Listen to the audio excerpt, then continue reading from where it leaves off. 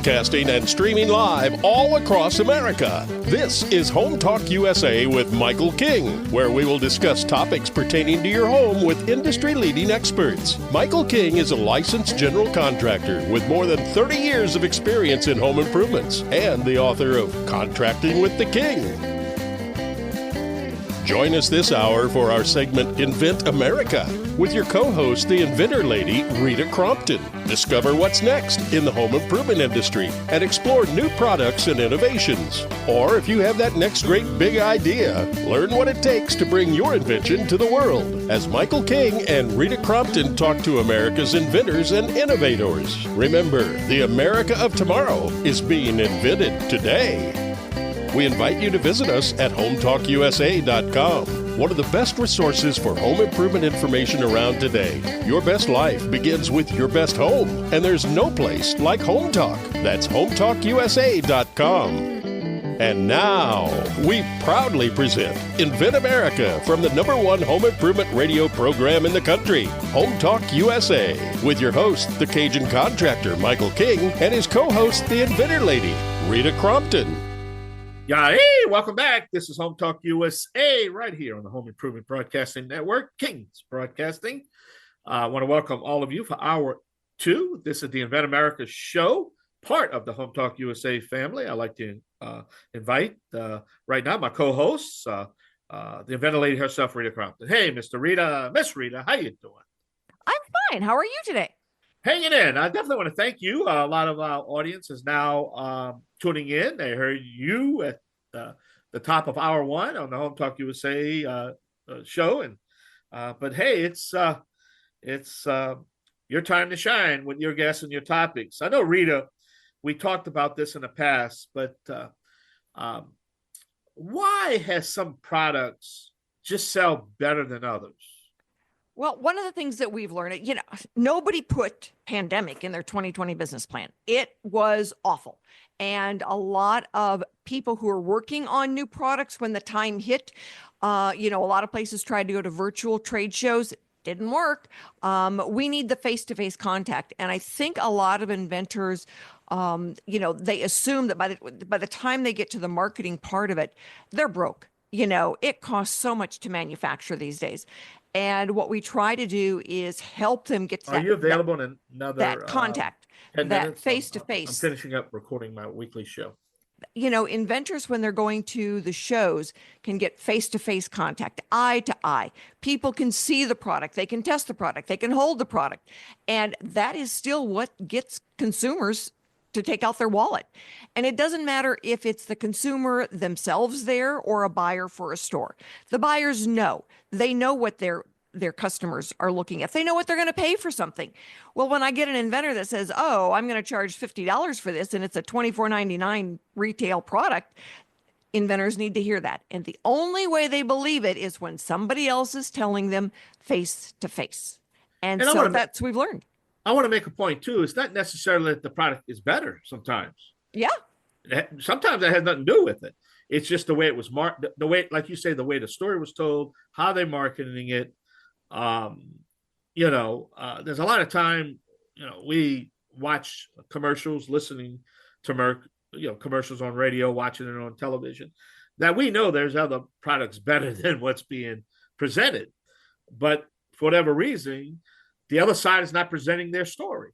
So people are only going to go what they feel comfortable with, what they know about. Right. What they know about that product. Well, and the gentleman that called me because he heard me on the radio. And so he sent me his information and he goes, so I want your feedback. So I told him some of the things about the industry that he was in, and I said, these are not deal killers, but you need to know now before you go out the door so you can answer the questions. You're expecting the question. It doesn't catch you off guard. And I said, change your name. And he goes, you don't like the name? I said, that has nothing to do with it. Nobody is going to Google that to find you. Nobody is going to register that with your product. And so even if you're standing and you say, oh, this is what it is, they're going to go, really? I don't see it. Yeah. So change the name. And, this is what you need to be able to get out there and understand the realities of your industry. And every industry has got what we call barriers to entry. Yeah. And you need to know those if the inventor knows those sooner rather than later. They can deal with them better. They're not surprised. It doesn't put them out of business. And this guy just laughed and he goes, yeah, he goes, I can see why that name is not going to work. And this is where we're going with it. Well, this leads into my comment. What you were saying, I'm going to use the Ray Kroc story with McDonald's in the movie. They asked, the McDonald brothers asked Ray Kroc at the end of the movie why he could have just stole it without them, which he did steal it, but he did pay for it. Everybody thinks that Ray Kroc is the founder of McDonald's. It's the McDonald brothers. But they asked him at the end of the story, you could have stolen it a long time ago. Why didn't you steal it? He said, I want to tell you why. I just wanted the name. Yeah. I paid $3 million to you because of your name. I just wanted the name. I could have stole what you were doing because you let the fox into the hen house. And if you know Ray Kroc, he was the fox. He wasn't the hen. And it's amazing, the story itself. But I wanted to make that as an example of what you're talking about, that it went on with a young corporation, McDonald's, who was just a little franchises, but it was the name that really sparked the advancement of McDonald hamburgers. So the name can be everything. They didn't have the best hamburgers. Okay, I can tell you that today. They don't have the best hamburgers. Okay, I'm sorry. I don't think they have the best hamburgers. I can tell you what I like. And being a chef, I can tell you who's got the best hamburgers. But they'd have to pay me for it. I'm not going to put it out there. But I love eating at McDonald's because I like some of the stuff they're doing. But at the end of the day, they don't have the best hamburgers. We all know that. Yes, we do. Yeah, it sits on a big bun with a little piece of patty, but it is what it is. Oh, I can see now me getting a nasty letter, but I don't care anymore. All right. But Rita, what's going on, man? Tell us about our guests. Who we have? Well, we've got some inventors now that have product. Derry is our next guest, and he's got one that's licensed, and he's got a couple more that are in the same ballpark, and really just, working to get some stuff out there. But he understands the value of face-to-face. He's gone to see potential licensees. He's gone to the trade show. He's going to go with us in March. And so being able to, shake the hands, see the people, that's really critical.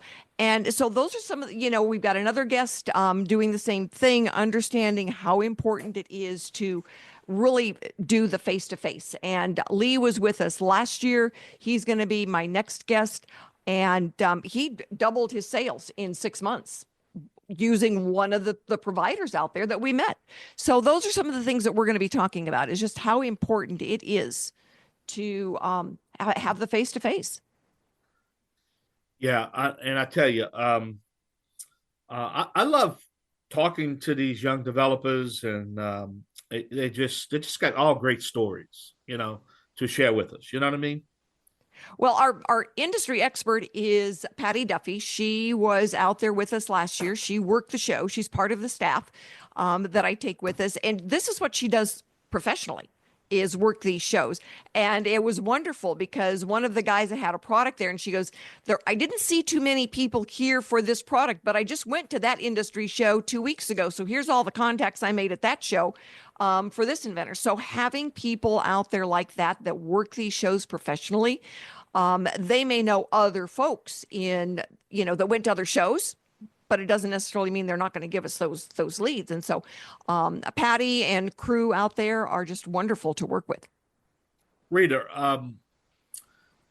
we got ASD Market Week coming up in 2 or 3 months, right? Yes, we do. Yeah. In March. So we're 4 months. We've got 4 months. Don't scare me. That 2-month thing makes me nervous. So we've got 4 months to get it all pulled together. We've got folks signing up now, picking their spots.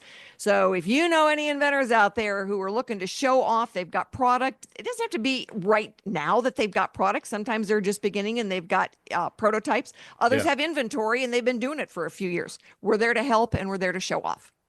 All right. Well, Rita, I'll tell you, we're going to have to take a short break. We're going to pay some bills here. And when we come back, we're going to have Derry Griffin on the show.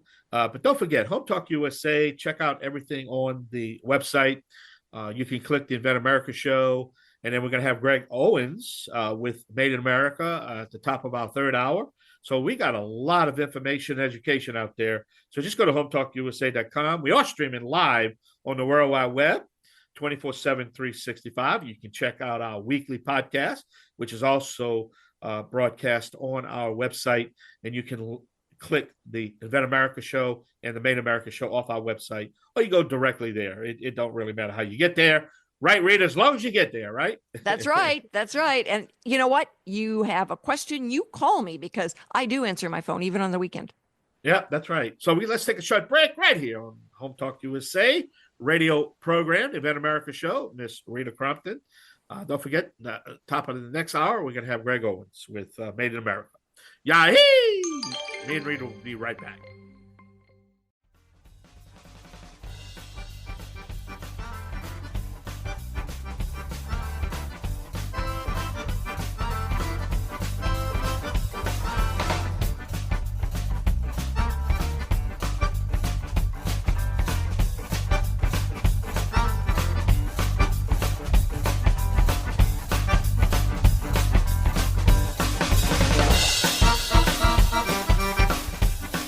Hey, welcome back. This is Home Talk USA, the Invent America show.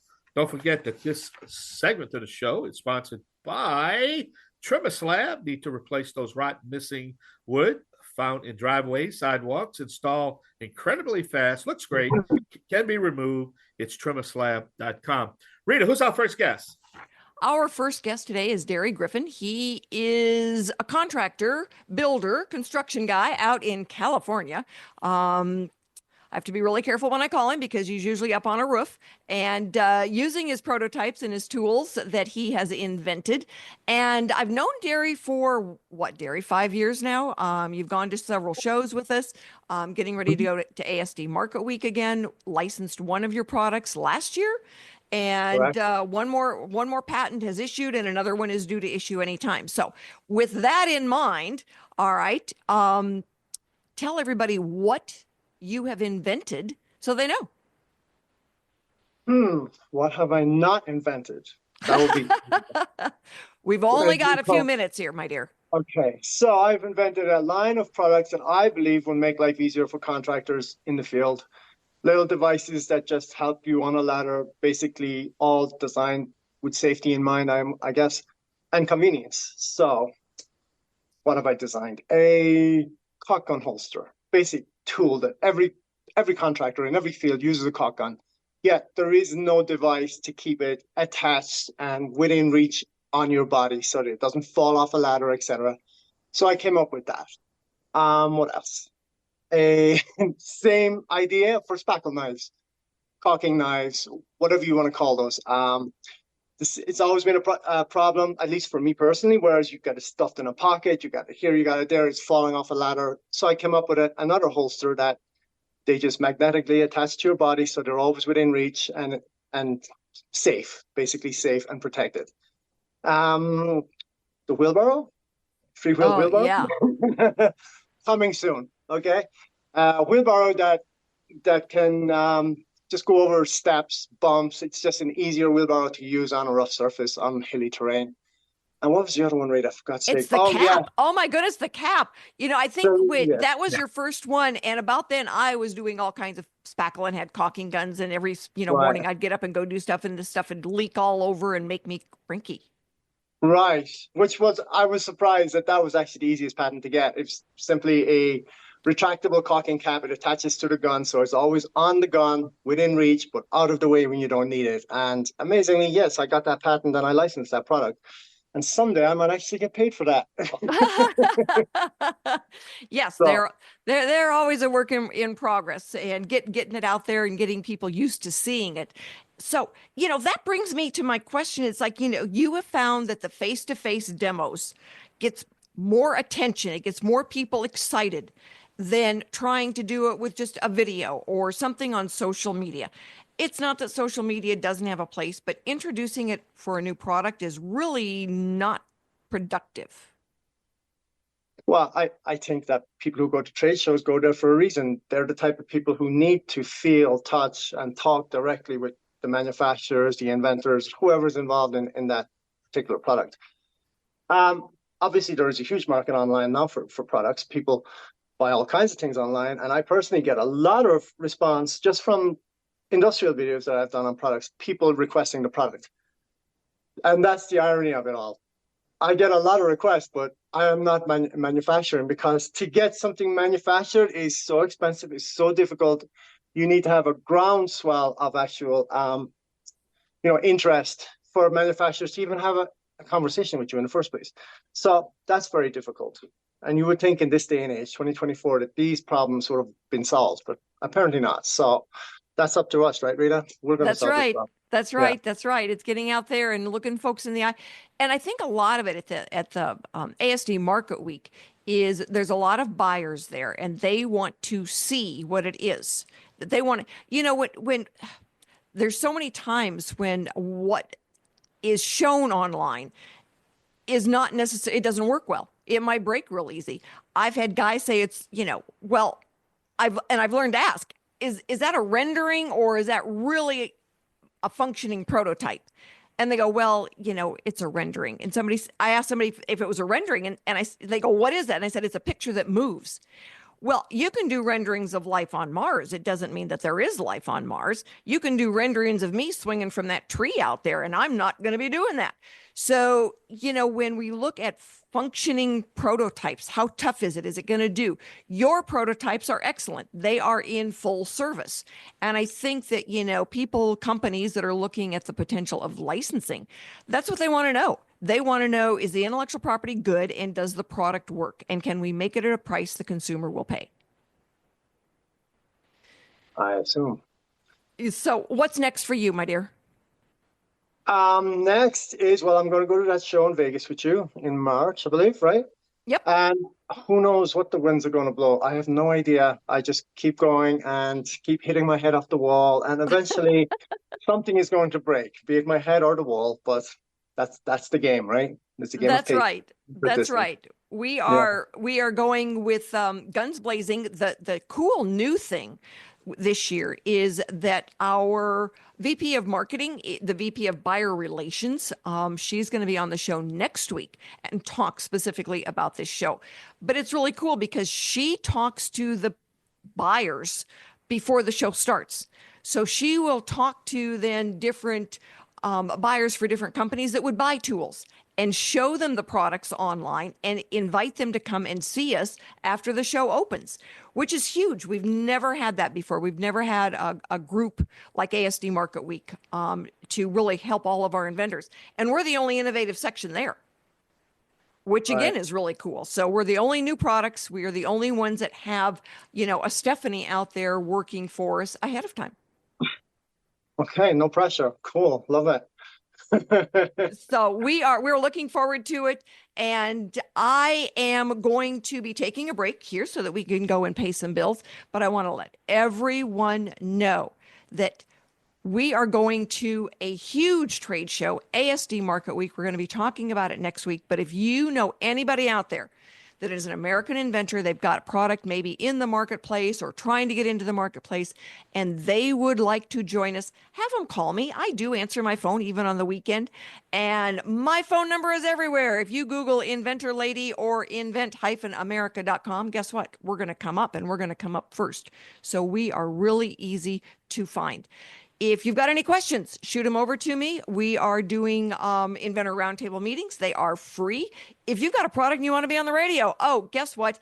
It's free. So anybody who's got a product, they want to talk about it, get a little bit of free advertising, which reminds me, Aaron Innovations is the website. So if you want to see Derry's products, Aaron Innovations, and we will have that link on our website as well. So stick with us, America. We are going to be right back with Leland Black, the inventor of Eco Dripper.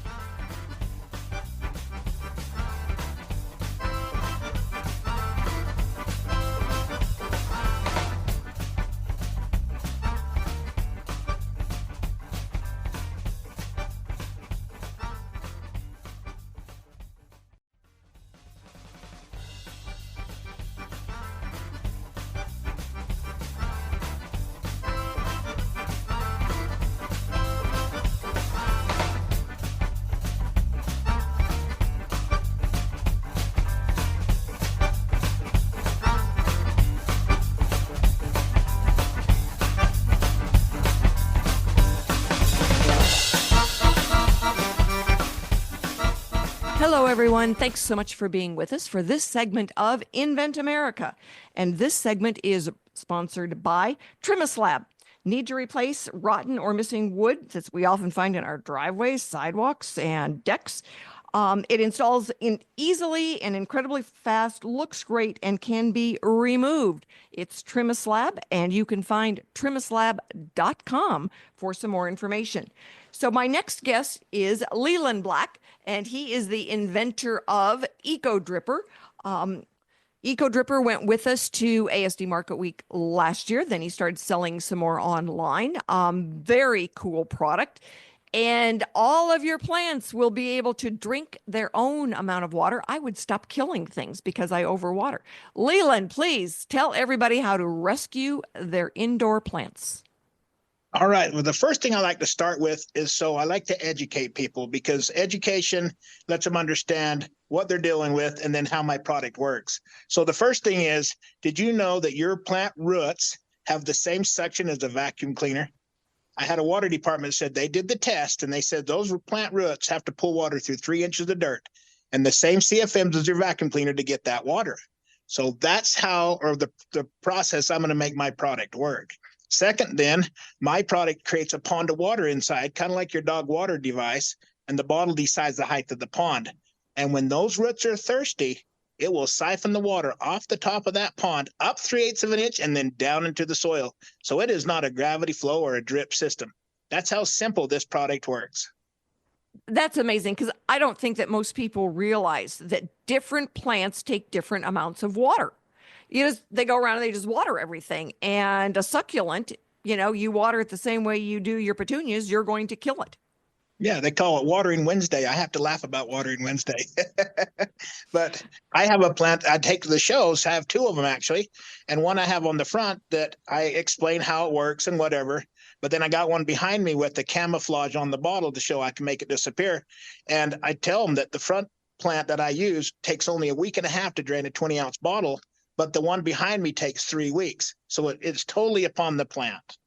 Wow, that's so amazing. So how long have you been selling Eco Dripper? About 1.5 years now. All right. So what have you found that helps you get someone's attention?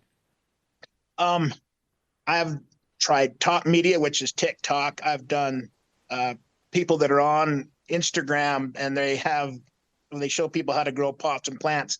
And I've tried so many different industries, and it's so hard to sell Eco Dripper unless they understand the teaching, the education before you advertise your product. And so I went to Amazon with a company called Eva, which I got at the ASD show last year, which I'm very grateful. That's the contact that I use right now. And those people, we've learned from the last year what not to do. Let's put it that way. They've taken my product. Oh, I can sell that, no problem. And we finally got to where I had to do a video of me at my stand selling the product, explaining the root system and everything. And we finally put it on Amazon, and it finally picked up. But excellent. We had to learn that selling your product with an education, not just selling your product, was a big difference. Yes. And that goes back to the idea that, you've got to be face to face. You've got to, understand the buyer. And when you this is a classic, because you solved a problem they didn't really know they had or that they understood. So correct. Unfortunately, you got to spend a lot of money to educate them. So that they now start understanding. It's like it would be cheaper to buy, 3 or 4 Eco Drippers than to keep replacing the house plants every year. I sold 2 Eco Drippers to a lady in 2 bottles, and she came back 2 weeks later and bought 20 more. And she's like, I got to have them. They work. Yeah. That's got to talk well about, the whole idea that they work. Yeah. I had another lady come. She says, I'm kind of learning how to water plants and keep mine alive. And I said, I can make you an expert today. Let me show you how. And when I got done, she's like, you're right. That makes us an expert. I said, see, it's that easy. Yep.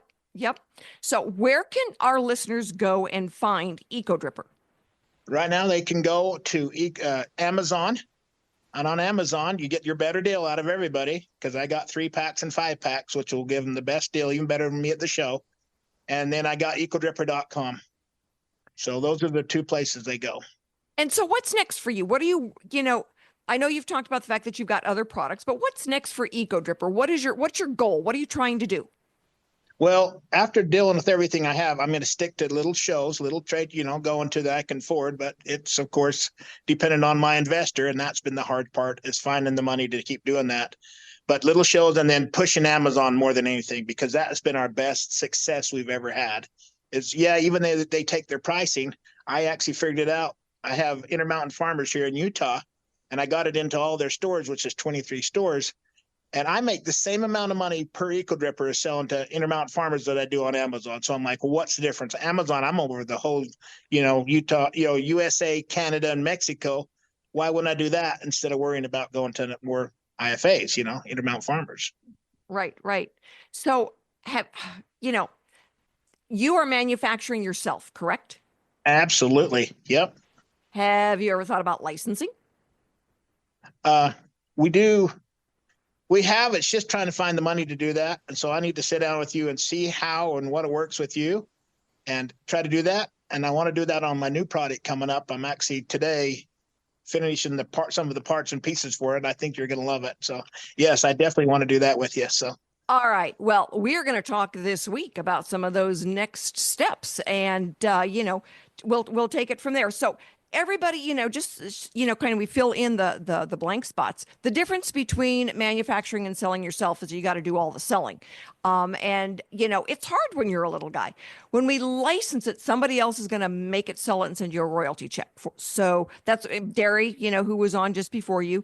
He went out the door with, let me make a few. So he actually had a mold made for the first one he licensed. And when we licensed it, the company actually paid to have the mold moved to the USA.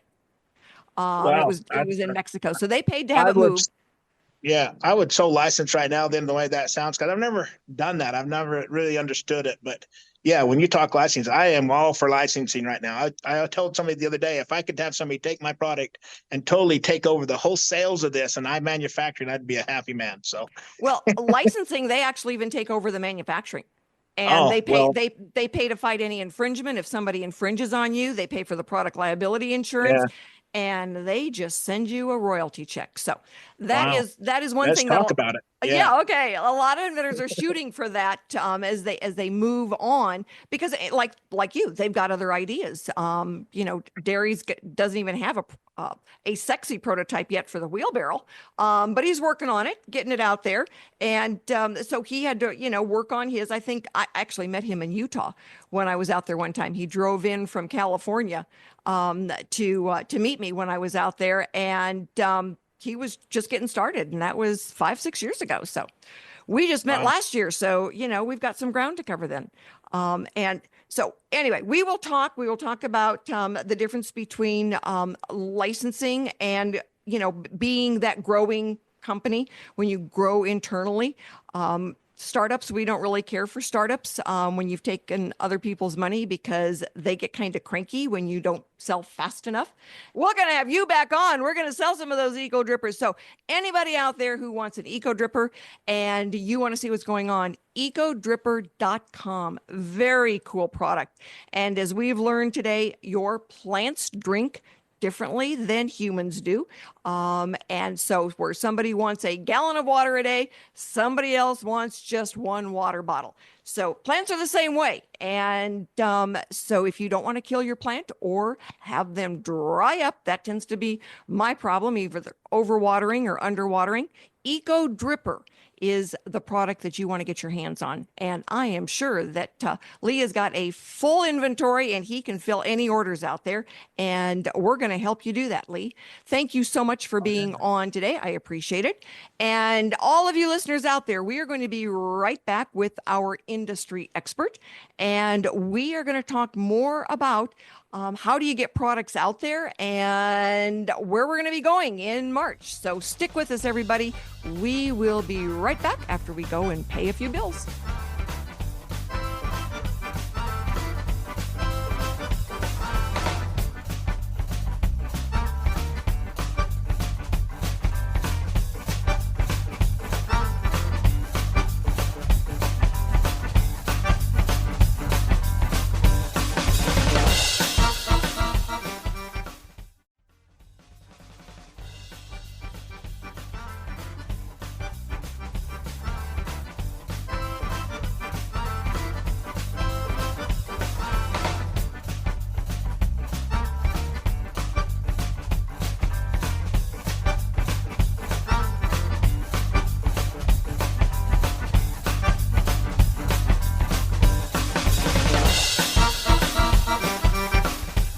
everybody. Thanks so much for being with us this afternoon. This segment is brought to you by Bond Products. It is for the do-it-yourself carpet binding. There is only one Instabind, bondproducts.com. Thank you so much for being with us. We have got our industry expert. We're talking today about why eye-to-eye contact, that old-fashioned shaking hands, talking to people face-to-face, is still the most valuable way of getting out there. In spite of social media and e-commerce and all that stuff that we count on, new products, you still need to get it out there. So, Patty, thanks so much for being with us today. I appreciate it. Tell everybody a little bit about yourself. Well, good morning, everybody. My name is Patty Duffy, and I was formerly Vice President of Sales and Marketing for a number of industries, but predominantly the food service industry. And having spent about 30 years in various roles there, I then started my own marketing and sales consulting business, which included a lot of events, a lot of trade shows. In fact, I was just doing a quick add up of the number of different trade shows that I have worked in one capacity or another, and it's about 75 different trade shows over the past 44 years or so. You know, I always tell people there is a professional trade show for every industry. I have been to the National Asphalt Show. It wasn't very big, but it was very productive. So when we're looking at those professional shows as opposed to a consumer show. So professional shows, it's, you know, somebody that's got, you know, a role in buying or selling particular products, industries. They're not the consumer that wants to buy one. They're somebody that wants to buy a pallet. And, you know, so we're looking at wholesale pricing versus the retail pricing. And, you know, there's a lot of shows that are out there. They're just consumer shows. There are a lot for, you know, local folks. Normally we are looking for professional shows, but ASD Market Week is this odd combination of both. And so we can have people selling one or an entire pallet, which is so cool. And so, you know, tell us what your experience has been over the years about the value of being face-to-face. You know, I had a gut feel about this in my early years, but after I moved out to Las Vegas about 15 years ago and spent so much time in various aspects of trade shows, I see that it's the same everywhere. You're really dealing with human behavior, and human behavior, you know, people like to make relationships. And whether you're an introvert or extrovert just tells you that you're going to do it at a little different pace, if you will. If you're an introvert and you're walking through a trade show, or if you're an introvert and you're working the trade show, you might take a slightly different approach. But in any event, extrovert or introvert, that eye contact is so critically important. And I must say that eye contact does not only apply to the person that's in the booth, but it's the person walking the aisles, and it's the person who's sort of scoping out, looking for leads. So you want to keep that in mind, that it's really a universal practice that really benefits the seller wherever you are. Well, there were so many of our inventors last year where they had one prototype. And I always think of Wendy with Float No More. And she had one prototype, and holy cow, she was really, you know, protective of that one prototype. But she learned so much just by talking to people, having them hold it, showing what, you know, and they didn't understand what it was when she was trying to do it on video. But as soon as they held it in their hands, all the lights went off, and, you know, think, oh, wow, this is so cool. Well, by the time she left, she had people saying, you know, when can I get a pallet of this for my store? And so she is just getting ready now to start manufacturing, pulling the trigger on 2,000 units, and she has already sold all of them. Good for her. I love those success stories. And that's a classic example of somebody who had a product that must be seen, must be felt, to know what it's all about. And how do you get somebody to stop, even for a few seconds, to take a look at whether they want to see more about that product? It's eye contact. So a lot of people will stand in their booths and they'll wait for somebody to come by and stop for a second in front of their booth, and then they, you know, kind of grab their attention and so on. But my premise is that you need to be looking at those folks 6 or 8 feet out. from the booth, because if they're walking down the aisle with a couple of friends and they're chatting, they're just going to walk right by you. But if you catch their eye when they're out there 10 feet or 12 feet or even 2 booths down, then they're much more apt to stop, again, because they see you're trying to make a personal relationship with them. So if you catch them for those first few seconds, then they're committed to spending at least enough time to see what your product is all about. It does make such a difference. And, people, it's always so funny because they'll say, well, do we have chairs and tables? Like, no, we're there to work. You need to think about it as, a Macy's or, a Target store where you're walking around and you're talking. So no, you don't get to sit down. And they always say, it's like, but, what if I need to sit down? It's like, then you leave the booth and go sit down, because then you're taking a break, which is fine. Everybody's got to take a break. But it's not in the booth. And, it's been so funny because I've had people coming back and say, okay, I was walking down the aisle and there was a difference between the booths where people were sitting down and using their phone and people who were standing up and trying to engage. Like you said, they're trying to engage and start a relationship with somebody that's walking by. And they said, thank you very much. Now we understand, because it does make a difference. And eye contact is not only important on getting them into the booth, but when they leave the booth, because if you've made a connection and you've got a smile in your eye and you've had some kind of interaction with them, they're going to leave the booth knowing how they felt. Whether they know the product or the person, they'll know how they felt. So if they come back, they say, oh, I remember that booth. I don't remember what the product was, but there was a really nice person there, someone I wanted to talk to, and they might just come back and see you a second time. That's for sure. The eye contact, the smile, the shaking the hand, it makes a difference. And so when we're going out there with those brand new products and nobody knows they exist, it's really important that, somebody can try it. They can touch it, feel it, hold it. If it's supposed to be heavy, why? And, that has been the wonderful thing that we have been experiencing all these years with trade shows. So next week, everybody, we are going to have the VP of Buyer Relations from ASD Market Week joining us. And we will be able to talk more about, exactly what we're doing out there. So tune in next week for this. Thank you so much for being with us today. And Patty, thank you very much for being our industry expert. Everyone stick around for the next hour, because we're going to be talking about those products that are actually made in the USA.